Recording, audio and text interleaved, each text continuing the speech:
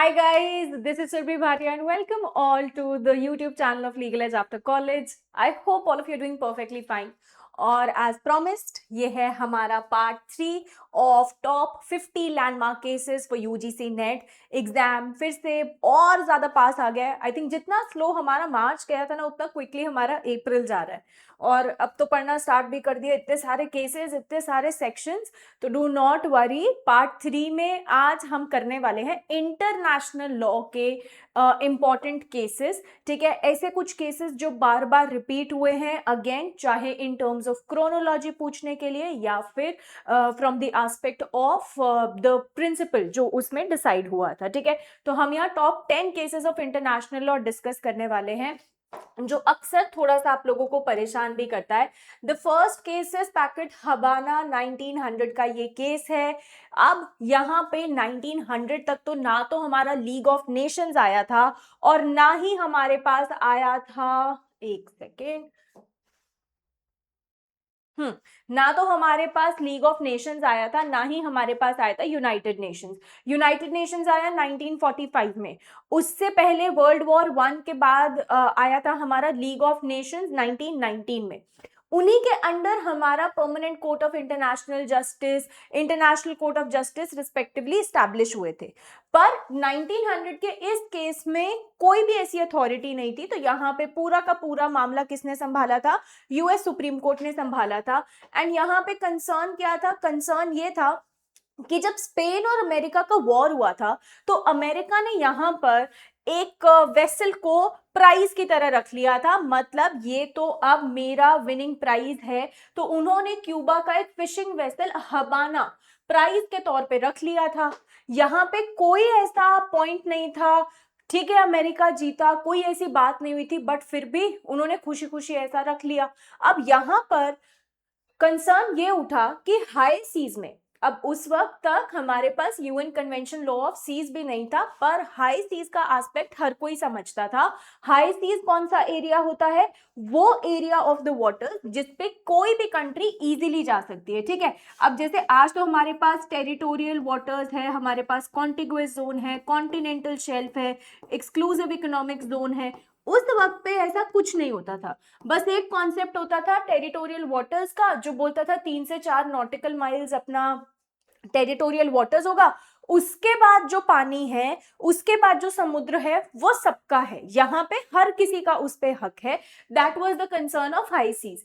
तो सवाल ये उठा कि यहाँ पे जो फिशिंग वेसल्स हैं, कोस्टल फिशिंग वेसल्स हैं, मतलब जिस कंट्री के आसपास का वो एरिया है, अगर यहाँ पे फिशिंग करने के लिए कोई अपने शिप से, वेसल से आया है, तो क्या यहाँ पे उन्हें कस्टमरी इम्यूनिटी मिलेगी? मतलब क्या कोई कस्टम है जिसके थ्रू उस पे कोई इम्यूनिटी आए, जिसके थ्रू ये पता चले कि वो एंटाइटलमेंट क्यूबा का है और अमेरिका उस पे ऐसा कुछ नहीं कर सकता? तो यहाँ पर यूएस सुप्रीम कोर्ट ने फैसला लिया और उन्होंने ये बोला कि हाँ, यहाँ कोई ऐसा पर्टिकुलर ट्रीटी भले ही ना हो, पर अगर कस्टम है, कस्टम हमेशा से क्या माना जाता था? अब डेफिनेटली हमारा इंटरनेशनल कोर्ट ऑफ जस्टिस का स्टैट्यूट आर्टिकल 38 1945 में आया, बाद में जाके आया, पर कस्टम इज समथिंग जो हमेशा से रिकॉग्नाइज होता जा रहा है। चाहे ग्रोशियस हो, चाहे बेंथम हो, सबने यहाँ कस्टम्स को रिकॉग्नाइज किया as an important aspect of the law. और उनके अकॉर्डिंग कस्टम क्या है? हमारे अकॉर्डिंग कस्टम क्या है? कस्टम है जहां पर आप एक पर्टिकुलर चीज को कंसिस्टेंटली यूज कर रहे हैं। कस्टम की सबसे इंपॉर्टेंट चीज क्या है? एंशियंट है, मतलब काफी पुराना है। और दूसरी इंपॉर्टेंट चीज क्या है? कि ये कंसिस्टेंट है ना। कंसिस्टेंटली जब हम एक पुरानी चीज को लगातार प्रैक्टिस करते रहते हैं, यूनिफॉर्मली प्रैक्टिस करते रहते हैं, वो बन जाता है कस्टम, राइट। अब उन्होंने बोला कि ठीक है, कोई ट्रीटी नहीं है, आप दो कंट्रीज के बीच में कोई अग्रीमेंट नहीं है, पर एक कस्टम है। कस्टम के बेसिस पे डेफिनेटली इन्हें इम्यूनिटी प्रोवाइड की जा सकती है, and at the same time इसी रीजन की वजह से प्राइज हो गया इनवैलिड। और यहाँ पर अगर हम आज के कॉन्टेक्स्ट में इस केस की बात करें तो it is very well important. क्यों? क्योंकि यहाँ पे किस तरीके से वेसल्स को जो कोस्टल फिशिंग वेसल्स है उनको किस तरीके से प्रोटेक्शन प्रोवाइड की जाती है, उसमें this case plays a really really good role. And also in terms of कि इन एब्सेंस ऑफ ट्रीटी क्या हम कस्टम्स को वे डाउन कर सकते हैं, बिल्कुल हम वे डाउन कर सकते हैं। तो this case was also important for that perspective. Moving on, the second case, the second case again is very very famous, it's the SS lotus case, जो यहाँ पे डिसाइड किया था permanent court of international justice. ये 1927 का case है। उस वक्त तक हमारे पास इंटरनेशनल कोर्ट ऑफ जस्टिस नहीं आया था, सिर्फ लीग ऑफ नेशंस के अंडर हमारे पास था permanent court of international justice. और जो ये केस है ये यहाँ पे टर्की वर्सेस फ्रांस का केस है। कैसे टर्की वर्सेस फ्रांस का केस है? अगेन ये केस है हाई सीज का। यहाँ पे हाई सीज में एक एक्सीडेंट हो गया। एक्सीडेंट किसका? एक फ्रांस का वेसल था जिसका नाम था एसएस लोटस, ठीक है, और यहाँ पे एक टर्की का था जिसका नाम था बॉस्कर्ट। तो यहाँ पर हाई सीज में जब इन दोनों का एक्सीडेंट हुआ तो फ्रांस का जो वेसल था लोटस, उसकी वजह से 8 टर्किश नेशनल्स की डेथ हो गई। यहाँ पे टर्की के लोगों की डेथ हो गई। अब जब ये वेसल, फ्रांस का जो ये वेसल है लोटस, ये इस्तांबुल पहुंचा। इस्तांबुल क्या है? टर्की की टेरिटरी में है। तो टर्की वालों ने, इस्तांबुल वालों ने, जो इनका कमांडर था, आई थिंक डीमन था उसका नाम, तो यहाँ पे फ्रेंच ऑफिसर डीमन जो इस वेसल का कमांडर था, उसको अरेस्ट कर लिया। अब फ्रांस वाले बोल रहे हैं कि भाई हाई सीज का ना एक लॉजिक होता है। लॉजिक क्या होता है? अगर उसमें कोई वेसल है, उस वेसल पे जिस भी कंट्री का फ्लैग होगा वो वेसल उसी कंट्री का माना जाएगा। लोटस पे फ्रांस का फ्लैग था, फ्रांस के वेसल की वजह से एक्सीडेंट हुआ, तो आप एक काम करो, आप इस इंसान को हमारे पास भेज दो, यहाँ पर return this person back and हम इसका यहाँ पे कन्विक्शन करेंगे। टर्की का इस केस से कोई लेना देना नहीं होना चाहिए। Why? Because the vessel had the jurisdiction of France had the jurisdiction over the Lotus vessel and nobody else. तो यहाँ पे मैटर पहुंचा permanent court of international justice. तो सवाल पहला ये उठा कि क्या टर्की का ज्यूरिसडिक्शन है हाई सीज में हुए ऑफेंसेस के लिए? दूसरा, क्या यहाँ पे स्टेट सॉवरेनिटी जो है वो एक्सक्लूसिव है या परमिसिव है? मतलब यहाँ पर जो लोटस है उसके ऊपर जो फ्लैग है, एक तरीके से वो क्या है? टेरिटरी ऑफ फ्रांस हो गया। तो क्या जो उस पे फ्रांस प्रोक्लेम कर रहा है अपनी टेरिटरी, वो क्या एक्चुअली एग्जिस्ट करती है? क्या वो एक्सपैंड की जा सकती है या वो परमिट की जा रही है किसी और के अंडर? एंड लास्टली यहाँ पे पैसिव पर्सनालिटी ज्यूरिसडिक्शन का केस चला। पैसिव पर्सनालिटी मतलब टर्की का ये कहना था कि ठीक है, वेसल आपका है, फ्लैग आपका है, पर विक्टिम कहाँ का है? पैसिव पर्सनालिटी होती है based on the victim of the case. Nationality के दो प्रिंसिपल होते हैं, एक होता है एक्टिव, एक होता है पैसिव। एक्टिव ये बोलता है अक्यूज्ड हमारा है, हमें दे दीजिए। और पैसिव पर्सनालिटी होता है जब आपके नेशन के विक्टिम को मतलब आपकी नेशनैलिटी के यहाँ पर विक्टिम है, इसकी वजह से आपकी ज्यूरिसडिक्शन बनती है। तो टर्की ने भी एग्जैक्टली यही बोला कि भाई यहाँ पर हमारी ज्यूरिसडिक्शन इसलिए बनती है क्योंकि टर्की के 8 लोगों की डेथ हुई है, hence this particular case should come to Turkey. अब जब ये case permanent court of international justice पहुंचा तो बहुत ही थिन मेजोरिटी से, पता है कौन जीता?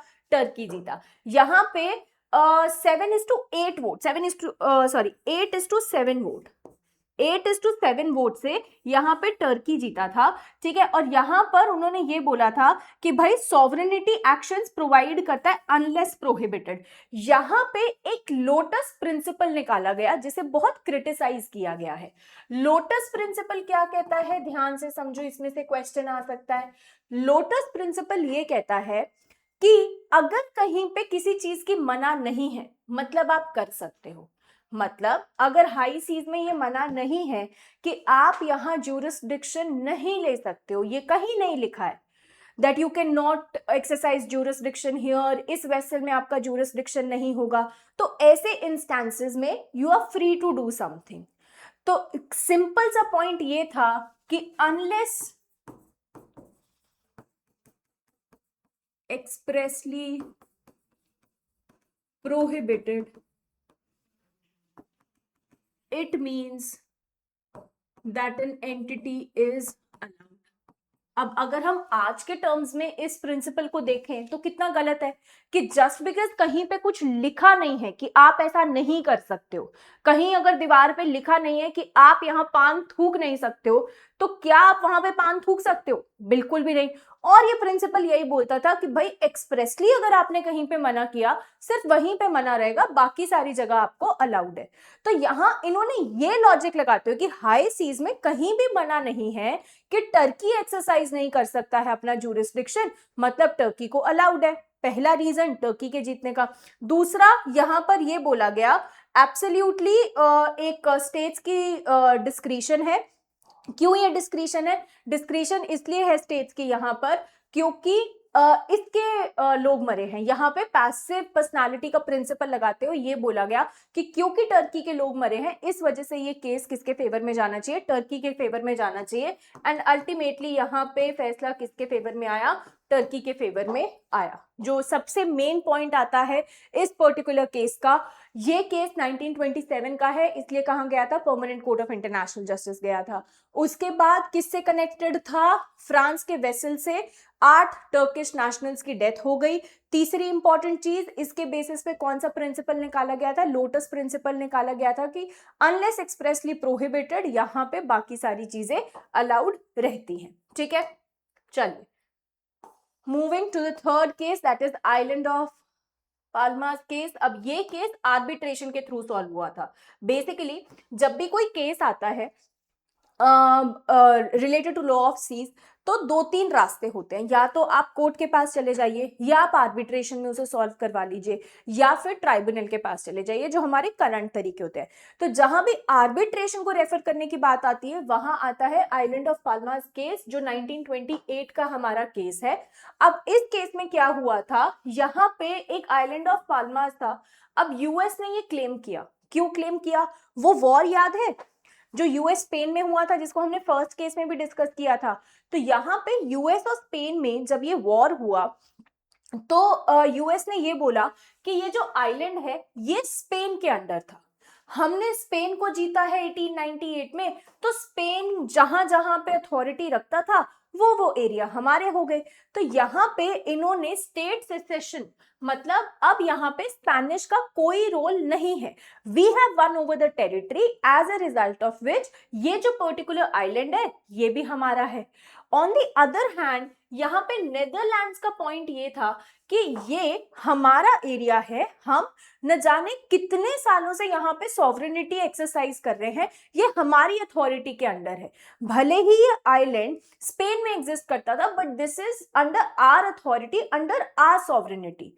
दोनों में डिस्प्यूट उठा, किसका वैलिड टाइटल है? यूएस से बोल रहा है मेरा है क्योंकि मैंने स्पेन से जीता है, और नेदरलैंड्स बोल रहा है मेरा है क्योंकि यहाँ पे सॉवरेनिटी मेरी है। So the matter was refer to arbitration. यहाँ आर्बिट्रेशन में जब ये मैटर गया तो कोर्ट ने ये बोला कि भाई जो नेदरलैंड्स, मतलब जो डच का कंट्रोल है वो इफेक्टिव है, एंड वो प्रिवेल करता है over the on papers deal of USA. USA बस ऊपर ऊपर से बोल रहा है, ऑन पेपर्स वाली बात बोल रहा है कि क्योंकि स्पेन का था, स्पेन को मैंने जीता इसलिए मेरा नहीं, उससे ज्यादा इफेक्टिव है किसी भी एरिया पे सॉवरेनिटी होना। तो यहां पर ये बोला गया कि आर्बिट्रेशन के थ्रू, बाउंड्री आर्बिट्रेशन के थ्रू, कि who won? यहाँ पे Netherlands won and it was not USA who won. All right, in this particular instance. आज भी अगर हम बाउंड्री के एस्पेक्ट्स में केसेस देखें तो this becomes a very very important case. ठीक है, चलिए नाउ कंफ्यूज हो रहे हो, इस टाइम पे परेशान हो रहे हो, आई अंडरस्टैंड। परेशान इसलिए हो रहे हो क्योंकि टाइम बचा है बहुत ही बहुत कम, राइट? एंड यहाँ पे ये समझ नहीं आ रहा क्या करना है क्या नहीं करना है। एक छोटी सी चीज करो, कुछ ज्यादा मत करो, एक छोटी सी चीज करो। कॉल ऑन 6363286363, ये नंबर दिख रहा है, इस पे कॉल करो, so that you can have a word with us, मुझसे, युवाक्षी मैम से, प्रियंका मैम से, राज सर से। You can have a word with us, you can have a word with the team, so that यहाँ पर बातचीत करके हम आपको गाइड कर पाएं कि किस तरीके की प्रेपरेशन करनी है।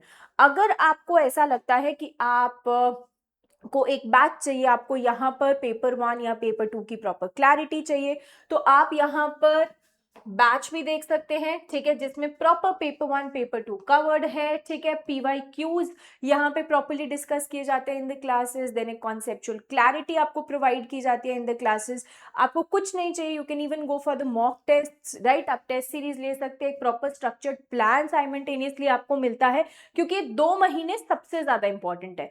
और जो सबसे इंपॉर्टेंट चीज है वो है 1-on-1 मेंटरशिप, जहां पर हम आपको पर्सनली गाइड करते हैं कि किस तरीके से आपका स्कोर अब इंक्रीज होना चाहिए, ठीक है, कौन सा मॉक डिफिकल्ट था तो डिस्ट्रेस होने की जरूरत नहीं है। All of this is very important, ताकि हम बिना स्ट्रेस के एग्जाम की प्रिपरेशन भी कर पाए, जर्नी को एंजॉय कर पाए एंड फाइनली अपने मंजिल पे भी पहुंच पाए। तो इन सब एस्पेक्ट से करना एक छोटा सा काम है, दैट इज कॉल करना है 6363286363 पे, ठीक है। चलिए आगे चलते हैं on the fourth case. The fourth case that we have is the Corfu channel case. Now this was a case of UK versus Albania. Now अब आ जाते हैं आईसीजे के केसेस पे। ये 1949 का हमारा केस है। अब इस केस में हुआ क्या था, यहाँ पर चैनल क्या होता है, चैनल होता है आर्टिफिशियल रास्ता जो इसलिए बनाया जाता है कि पानी को रास्ता मिल जाए, ठीक है। अब यहाँ पे अल्बानिया और यूके के बीच में एक चैनल था। अब जैसे जैसे हमारा लॉ ऑफ सीज हमें राइट्स देता है, ठीक है, ऑल्दो 1949 में हमारा लॉ ऑफ सीज नहीं आया था। Can anyone tell me in the comment box कि law of seas UN convention कब साइन हुई थी और कब एनफोर्समेंट में आई थी, दोनों ईयर्स मुझे कमेंट बॉक्स में बताना, ठीक है। अब यहाँ पर इन्होंने भले हमारे पास यूएन कन्वेंशन नहीं था, बट फिर भी कुछ बेसिक एस्पेक्ट्स थे कि भाई जिस टेरिटरी के पास वो वाटर का सॉवरेनिटी है, फॉर एग्जांपल अगर आज हम इंडिया की बात करें, ठीक है, तो इंडिया के आसपास जितना भी ये बे ऑफ बंगाल, इंडियन ओशन वाला एरिया है, इसमें डेफिनेटली इंडिया के राइट्स तो हैं, पर ड्यूटी भी है। जैसे अपने फंडामेंटल राइट्स है तो फंडामेंटल ड्यूटीज भी है। तो यहाँ भी कुछ ड्यूटी थी। ड्यूटी क्या थी कि आपको वो एरिया इतना साफ सुथरा रखना है, इतना ढंग से रखना है कि किसी भी तरीके से यहाँ पर और किसी को परेशानी ना हो। मतलब एक प्रॉपर सेफ पैसेज का आपको प्रोवाइड करना है। सेफ पैसेज मतलब इस रास्ते में कोई पायरेट्स ना हो, कोई माइंस ना हो। जैसे अभी तुम लोगों ने स्ट्रेट ऑफ हॉर्मुज तो सबने सुना होगा, तुम्हें पता है स्ट्रेट ऑफ हॉर्मुज खोलने की तो बात कर दी, पर ईरान थोड़ा सा डिले पता क्यों कर रहा है, क्योंकि ईरान ने यहाँ पर जो सी माइंस बिछाए थे वो उसे नहीं मिल रहे, और सी माइंस की वजह से अब अगर कोई एक्सीडेंट हो गया तो उसके लिए कौन रिलायबल होने वाला है, उसके लिए लायबल होने वाला है ईरान। इस केस में भी यही हुआ था कि इस चैनल से यूके का एक वेसल जा रहा था। अब यहाँ पे वो सी माइन थी, अल्बानिया के चैनल के पास सी माइन थी, सी माइन की वजह से वो वेसल अटैक हो गया, और यहाँ पे जितने लोग उस वेसल पे थे ऑलमोस्ट 44, उनकी डेथ हो गई। तो यूके ने बोला कि भाई हमें इस चीज का कॉम्पेंसेशन चाहिए। क्यों? क्योंकि आपके टेरिटोरियल वाटर्स में हमारे वेसल से डेथ हुई है, हमारे वेसल की डेथ हुई है सी माइंस की वजह से, so we want a compensation for that. अब यहाँ पे अल्बानिया ने बोला कि पहली बात ठीक है, हमारी आपने ऐसे बोल दिया ड्यूटी है, पर ऐसा कुछ इतना बड़ा सीरियस नहीं है कि हम आपको कॉम्पेंसेशन दे। दूसरी चीज, यहाँ पे कोई ऐसा वेसल नहीं था, it was actually a worship, ये एक्चुअली एक वॉरशिप था। कुछ आपका कोई सामान नहीं जा रहा था, पैसेंजर्स नहीं जा रहे थे, it was not a cruise ship, it was a worship, तो इसलिए उसके लिए कोई कॉम्पेंसेशन नहीं बनता है। अब यहाँ पे जब ये मैटर पहुंचा to the particular authority, to ICJ, तो सवाल ये उठा कि क्या यहाँ पे अल्बानिया की ड्यूटी है कि वो नोटिफाई करे टेरिटोरियल वाटर्स में डेंजर, क्या यहाँ पे माइंस जो ले डाउन की गई है वो लगाने का हक भी है। जब मना किया है ऐसा कुछ नहीं हो सकता, और अगर है भी तो आप प्रॉपर बोर्ड्स लगा दीजिए ना कि यहाँ आप नहीं आइए, या फिर आइए तो अपने रिस्क पर आइए, they should be certain information, right.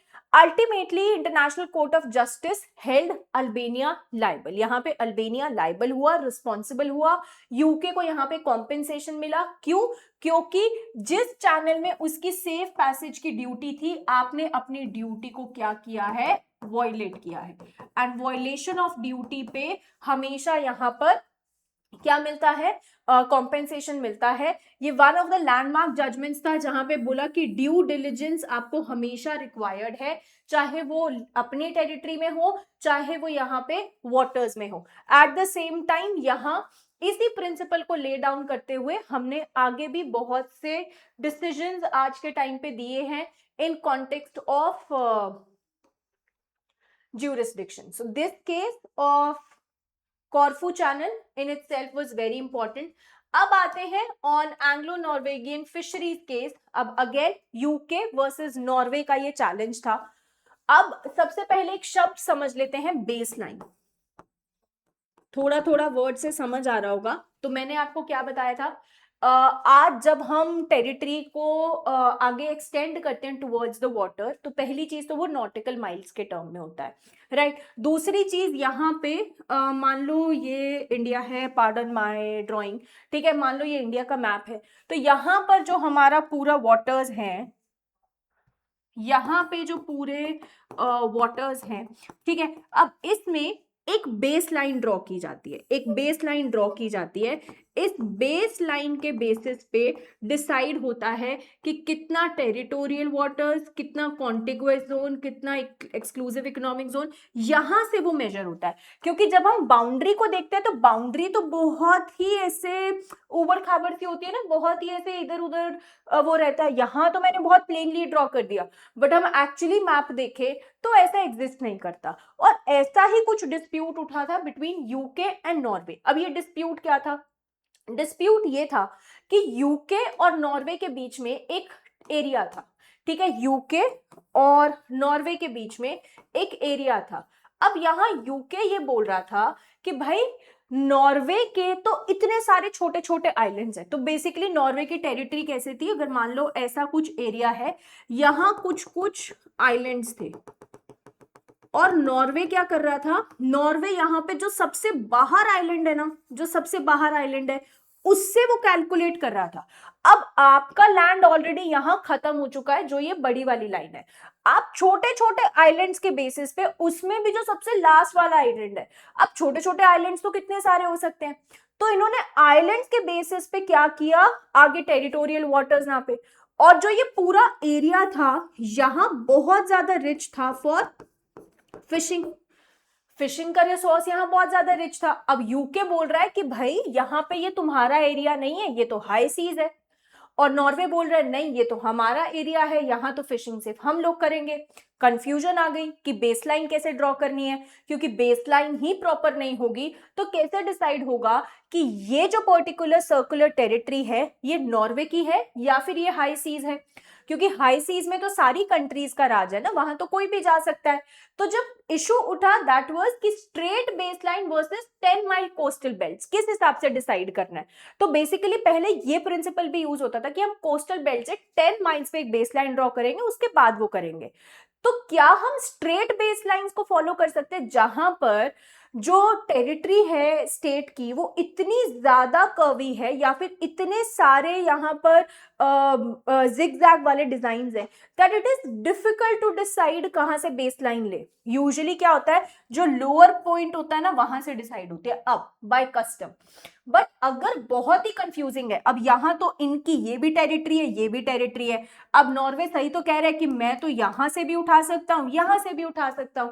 तो अल्टीमेटली कोर्ट ने बोला कि जरूरी नहीं है कि तुम्हारी जो लास्ट टेरिटरी है तुम वहीं से डिसाइड करो, यहां पर स्ट्रेट बेसलाइंस भी यूज हो सकती हैं। क्योंकि जो हमारा ये कन्वेंशंस हैं, इस टाइम तक कुछ कन्वेंशंस आ चुके थे, जेनेवा कन्वेंशंस। जो कन्वेंशंस हैं उसका मतलब ये है कि आप इसको बाउंड करो पर स्ट्रिक्टली बाउंड नहीं भी कर रहे हो। अगर आपका यहाँ पे जियोग्राफिकली कुछ डिफिकल्टी आ रही है तो आप यहाँ पे एक शिफ्ट ले सकते हो स्ट्रेट बेसलाइंस की तरफ भी। It is not absolutely compulsory कि आप क्या कहते हैं जो प्रॉपरली दिया है उसी को ही कंप्लाई करो। If geographically that is impossible you can extend to the straight baselines as well. Okay, चलो चलते हैं अपने नेक्स्ट केस पे which is the asylum case. Very very very important, जहां भी इंटरनेशनल लॉ इंपॉर्टेंट है वहां पे ये केस इंपॉर्टेंट रहता ही है, the case of Colombia versus Peru. अब यहाँ सबसे पहले एक बात समझ लेते हैं कि एम्बेसी, एम्बेसी क्या होता है? एम्बेसी होता है जहां पर आप एक फॉरेन टेरिटरी में, ठीक है, अपने लोगों को हेल्प करने के लिए एक एम्बेसी रखते हैं, राइट, अपने वर्किंग को सॉर्ट करने के लिए एक एम्बेसी रखते हैं। तो अगर मान लो इंडिया में यूएसए की एम्बेसी है, तो वो पर्टिकुलर एम्बेसी, बस उतनी एम्बेसी, जैसे दिल्ली में एम्बेसीज है चाणक्यपुरी साइड, ठीक है, तो अगर यहाँ इंडिया में यूएसए की एम्बेसी है तो ये जो इतना एरिया है एम्बेसी वाला ये यूएसए का है। अगर यहाँ पे यूके की एम्बेसी है तो ये इतना एरिया यूके का है, इतना एरिया यूएसए का है। तो ये बात याद रखना कि embassy means area of that particular state, उस स्टेट का जो यहाँ पे एम्बेसी होल्ड कर रहा है, जिसकी कंट्री में है वो नहीं। तो अगर यूएसए में इंडिया की एम्बेसी है तो जितने एरिया में वो इंडिया की एम्बेसी है उतना एरिया किसकी टेरिटरी माना जाएगा? इंडिया की टेरिटरी माना जाएगा। ठीक है, अब स्टार्ट करते हैं इस केस को पढ़ना। अब यहाँ पे एक कंट्री है, स्टेट है पेरू, ठीक है, पेरू में कोलंबिया की एम्बेसी की बात है ये। अब पेरू में कुछ रिवॉल्ट्स हुए, ठीक है, तो यहाँ पे एक लीडर थे उनके, हया दे ला तोरे।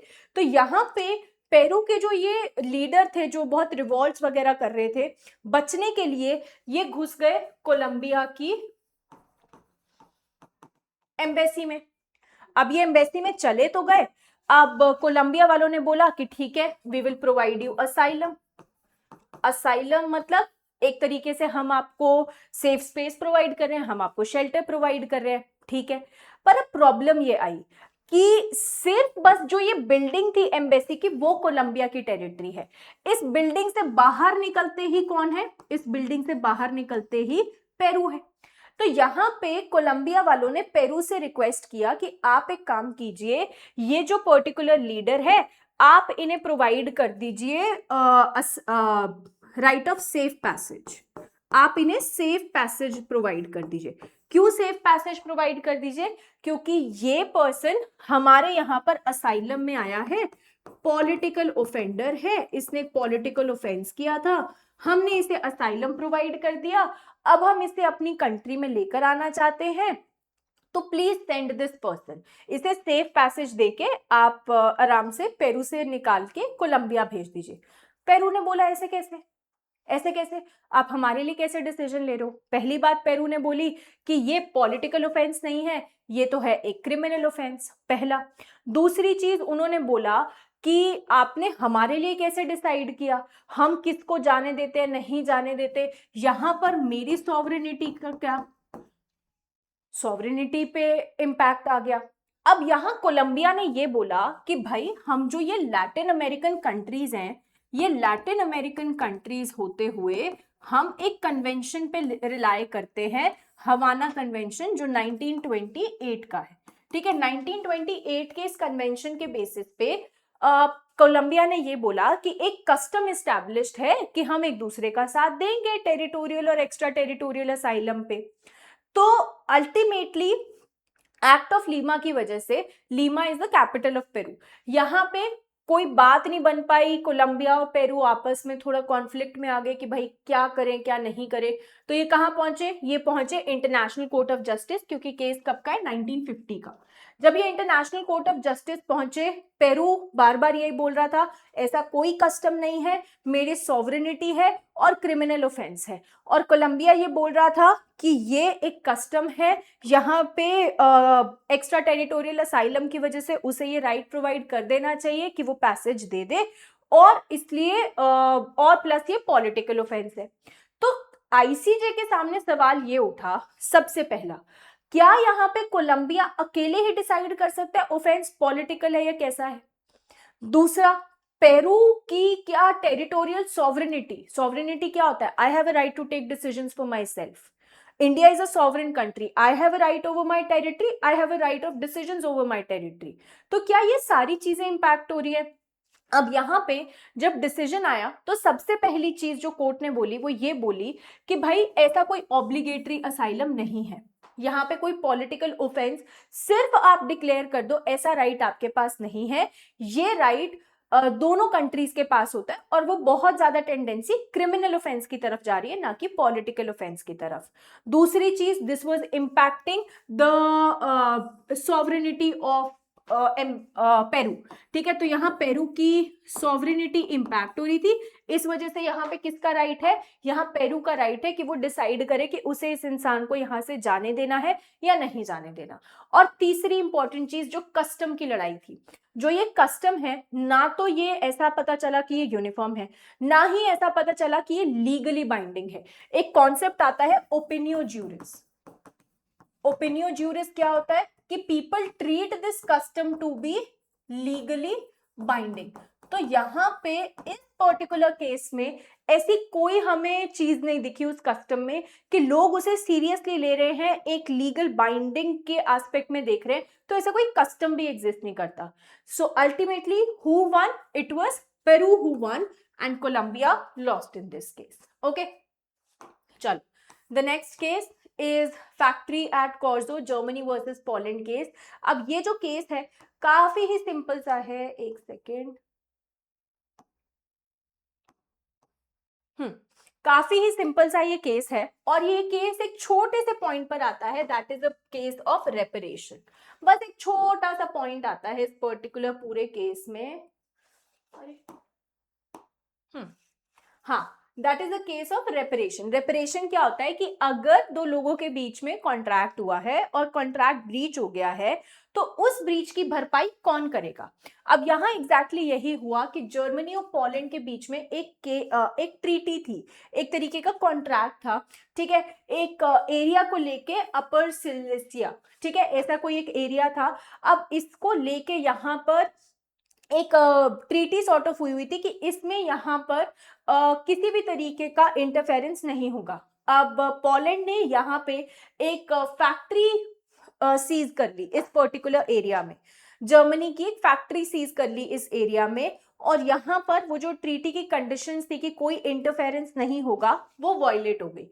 अब जर्मनी ने बोला कि पहली बात तो मुझे इस अग्रीमेंट में रहना ही नहीं है, डिसॉल्व दिस ट्रीटी, और दूसरी बात, जो भी अब मेरा नुकसान हुआ है आपके ब्रीच की वजह से, I want a compensation for that as well.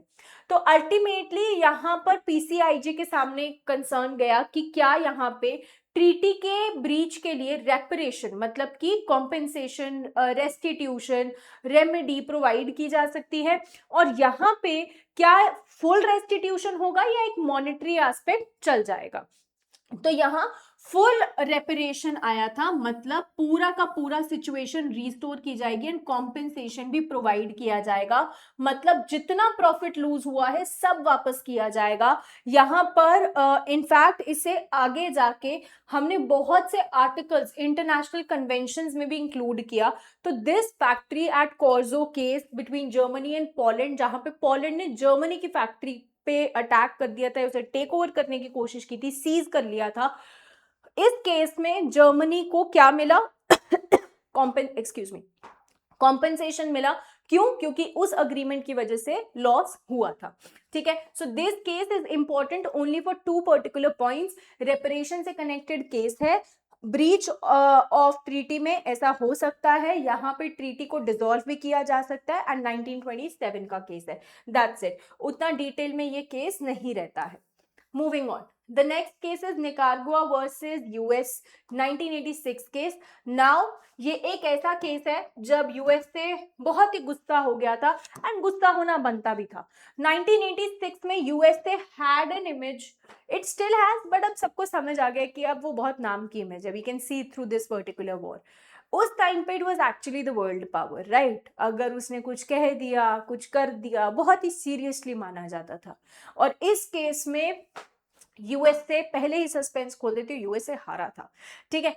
चलो, तो 1981 और 86 के इस केस में सिंपल सा जो पॉइंट हुआ था वो ये हुआ था कि निकारागुआ की जो जगह थी, यहाँ पे अग्रेशन हो रहा है, ये देखते हुए यूएसए ने अपने कॉन्ट्रास भेज दिए। कॉन्ट्रास क्या होते हैं, यहाँ पे उसने कुछ मिलिटेंट्स को ट्रेन किया, डिप्लॉय किया, उनको एड किया, वेपन्स वगैरह प्रोवाइड किया, और निकारागुआ में उसने वो अग्रेशन को रोकने के लिए, उससे मेलो डाउन करने के लिए अपने कॉन्ट्रास को सेंड कर दिया, ठीक है। यहाँ पर उसने हार्बर्स वगैरह भी लगाए, एटसेट्रा।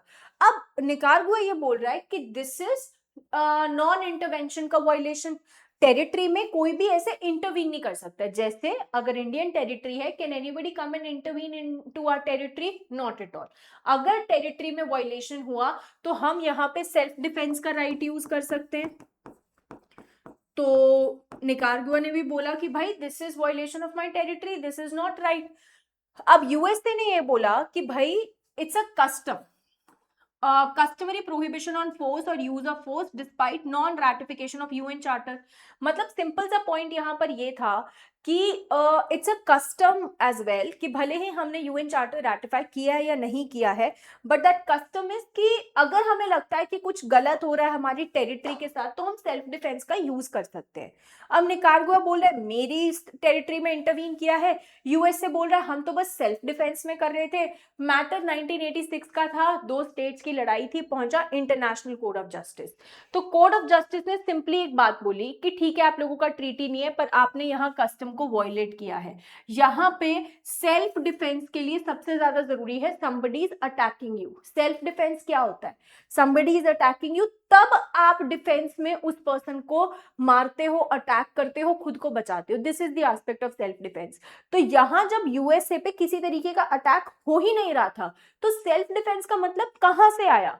इट रिक्वायर्स रिक्वेस्ट और इनविटेशन। यहां पर ना तो आपको किसी ने कुछ रिक्वेस्ट किया कि हमें जरूरत है, ना आपको किसी ने इनवाइट किया कि आप आइए और हमें बचाइए। जैसे इजराइल ने यूएसए को बोला था कि भाई ईरान नाटो की वायलेशन में यहाँ पर पावर बनने वाला है तो हमें कुछ करना पड़ेगा, लेट्स अटैक।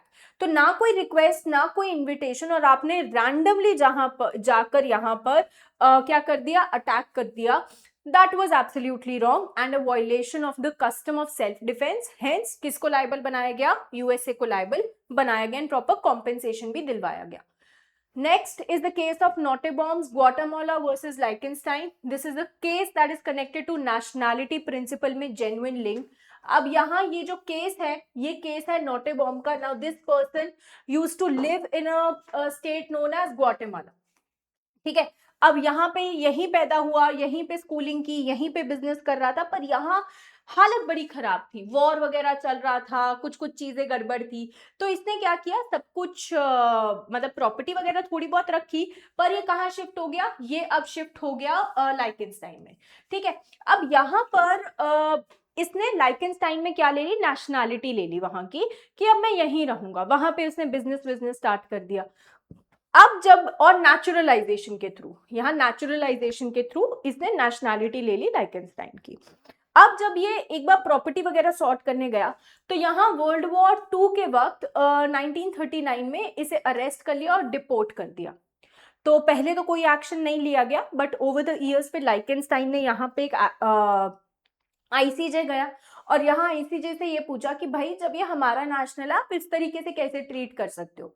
तो आईसीजे के सामने ये सवाल उठा कि क्या ये पर्सन लाइकेंस्टाइन का या ग्वाटेमाला का है? तो यहाँ पर आंसर आया कि भाई कोई एक पर्सन, ये जो नोटेबॉम है, ये लाइकेंस्टाइन क्यों गया? यहाँ पे ये इसलिए गया क्योंकि वॉर से परेशान था, इसका कोई जेन्युइन लिंक नहीं है।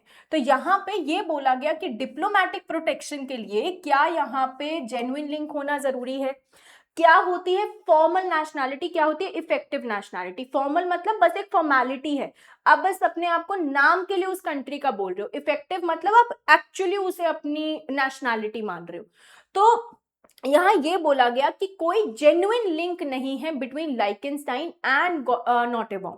तो इसलिए जो भी एक्शंस लिए गए वो अनफॉर्चुनेटली जस्टिफाइड थे। क्यों थे? क्योंकि उसका जो कनेक्शन है वो किसके लिए माना जा रहा था? वो ग्वाटेमाला के लिए ही माना जा रहा था। उसकी प्रॉपर्टी, उसका बर्थ, उसकी अपब्रिंगिंग, सब कुछ यहीं पे हुआ। वो बस कुछ वक्त पहले for the sole reason of war and brutalities वो वहां से गया था। ठीक है, नेशनैलिटी शॉपिंग नहीं हो सकती है। नेशनैलिटी शॉपिंग मतलब you can not just go on and think कि this is not fit for me, this is fit for me and you just switch your nationality, that can not happen.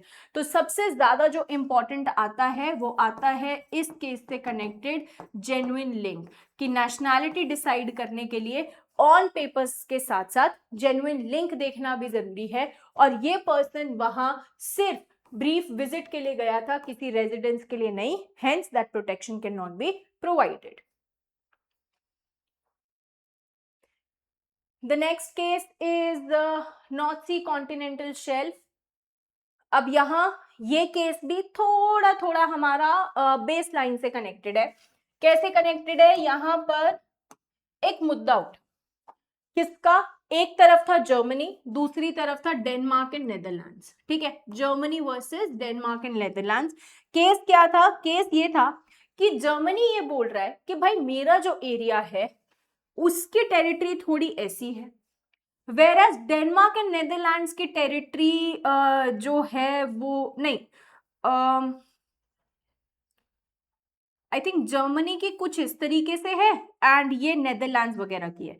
तो basically मुद्दा क्या था? जिसकी थोड़ी inner side होगी, ये convex concave याद है, कॉन्वेक्स ऐसा होता है, कॉनकेव ऐसा होता है, तो उसका ये मानना था कि भाई मेरी टेरिटरी तो कॉन्वेक्स है, तो मतलब यहां से मैं अगर कैलकुलेट करूं लोएस्ट पॉइंट से तो मेरा एरिया तो बहुत ही कम होता है, whereas someone जिसका एरिया कुछ ऐसा है तो उसके लिए तो थोड़ा ज्यादा हो जाएगा। तो यहाँ पे उसका ये मानना था कि अगर हम ये स्टैंडर्ड तरीके से बेस लाइंस को खींचते हैं तो ये तो बहुत ही दिक्कत है, ऐसे तो कैलकुलेशन करना बहुत प्रॉब्लमैटिक होगा और जर्मनी को बहुत ज्यादा लॉस हो जाएगा, राइट। तो जब ये डीलिमिटेशन की बात आई, डीलिमिटेशन क्या होता है? जब हम एरियाज को रिकैलकुलेट कर रहे होते हैं, रीडिवाइड कर रहे होते हैं, जैसे अभी हम सीट्स का डीलिमिटेशन करने का प्लान कर रहे हैं फॉर लोकसभा, ठीक है। तो यहाँ पे 1958 जेनेवा कन्वेंशन का जो इक्विडिस्टेंट प्रिंसिपल था कि बराबर आपस में बांट लो, इसको अपोज किया। तो बेसिकली ये बोला जाता था कि टेरिटोरियल वाटर्स तो हैं, पर टेरिटोरियल वाटर्स में अगर कोई एक एरिया ऐसा है, जैसे मान लो ये दो टेरिटरीज है, इसका भी 12 नॉटिकल माइल्स, इसका भी 12 नॉटिकल माइल्स, अगर ये कॉमन एरिया ओवरलैप कर रहा है, मान लो इसका ये टोटल एरिया 20 है, ठीक है, 12 ए का होना चाहिए, 12 बी का होना चाहिए, कायदे से बीच में कुछ तो इंटरफेरेंस आ रही है, ये जो 2 नॉटिकल माइल है ये तो दोनों आपस में लड़ रहे हैं, ये तेरा या मेरा। तो यहां पर जेनेवा कन्वेंशन में ये बोल दिया, काम करो आधा आधा बांट लो, 10 इसका 10 तुम्हारा, दिक्कत ही खत्म हो जाएगी, ठीक है। इक्विडिस्टेंट प्रिंसिपल लगा लेते हैं। इक्विडिस्टेंट प्रिंसिपल में यहां पर इसका ये मानना था कि भाई मेरे को मिल रहा है कम एरिया और उनको मिल रहा है ज्यादा area because of this concave convex का पूरा पूरा कॉन्फ्लिक्ट, ठीक है। तो ये पूछा गया कि ये जो इक्विडिस्टेंस है क्या ये एक्चुअली कस्टम है, is it bound to accept it, ठीक है। यहाँ पे कस्टम के लिए क्या क्या इंपॉर्टेंट रिक्वायरमेंट्स है, रिक्वायरमेंट्स मतलब हमें किन किन चीजों को मानना है, स्टेट्स को मानना चाहिए, लीगली बाइंडिंग होना चाहिए, what all are the essentials for a custom to be formed.